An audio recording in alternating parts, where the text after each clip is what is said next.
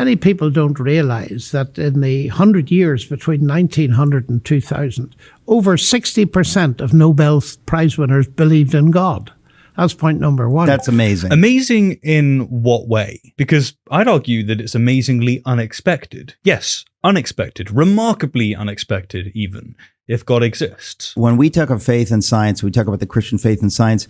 Up until fairly recently, there was no divide between the two. You know, Eric, it's a bit rich hearing this coming from creationists like yourself, who have a nasty habit of twisting and outright ignoring science when it inconveniently clashes with your religious narrative. Up until fairly recently, there was no divide between the two. Right, there wasn't, until we discovered one too many facts that contradict the Bible, and since then, scientists who maintain their faith have had to stop mixing science with religion, treating one as oil and the other as water. But we live in a culture now where we have to make the case over and over and over again because people have drunk the Kool-Aid. If anyone's drunk the Kool-Aid, Eric, it's you. Oh yeah!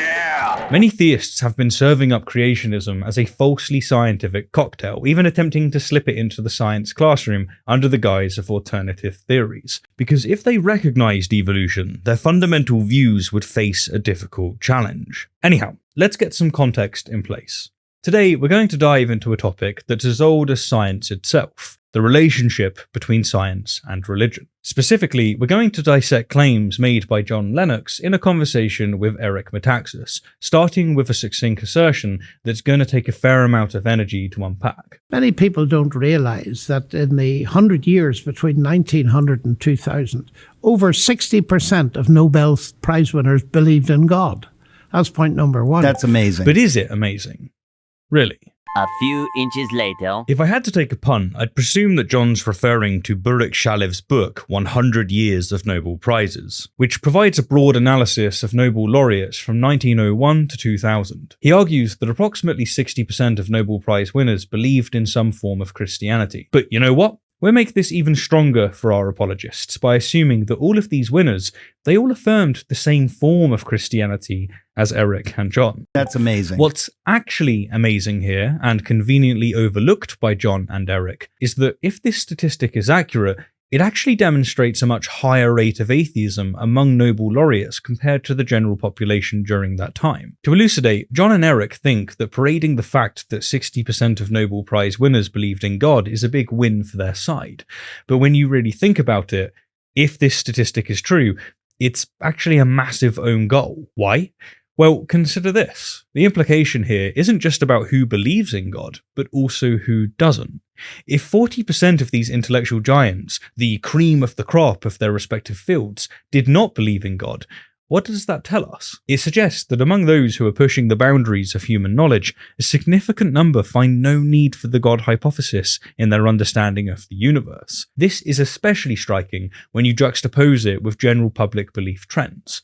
Take a snapshot from history, say a Gallup poll from 1947, which showed a whopping 94% belief in God among the general American public. Compare that to our assumed 60% of Nobel laureates, and what you've got is a stark difference. It turns out, the deeper you delve into the mysteries of the cosmos, the more silent the heavens become. The more you know, the less likely you are to adhere to traditional religious beliefs. And this isn't just a statistic, it's a telling commentary on the relationship between advanced knowledge and religious belief. So, John and Eric might want their audience to be wowed by the 60% figure, but in reality, this is not a fact in their favour. And when people say to me, look, science and God cannot live together, I say, well, what do you make of Francis Collins, who worked on the Human Genome Project, directed it, Right. and is now the director of the National Institute of Health? Yeah.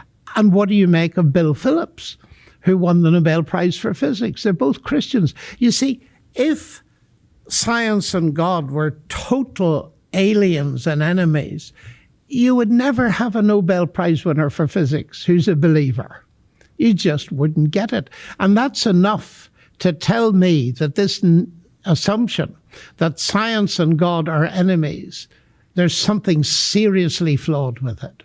It's actually absolutely false. There's a lot to chew on here, so let's do it one bite at a time. John uses scientists like Francis Collins and Bill Phillips as examples to debunk the idea that there's a conflict between science and religion.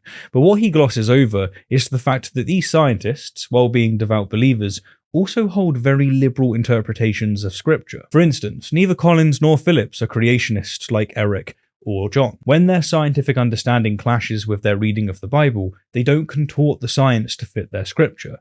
Instead, they adapt their religious interpretation to align with scientific evidence.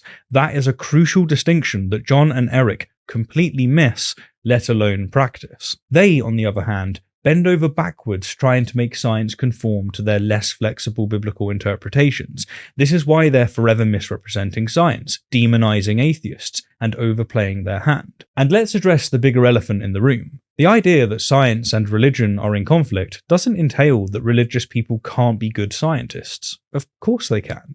That's a straw man that's been set ablaze time and time again. The real contention, the crux of the matter, is about keeping religious beliefs out of scientific inquiry and out of the classroom. The deep irony is that the hallmark of a great scientist who is also religious is how effectively they can separate their faith from their study.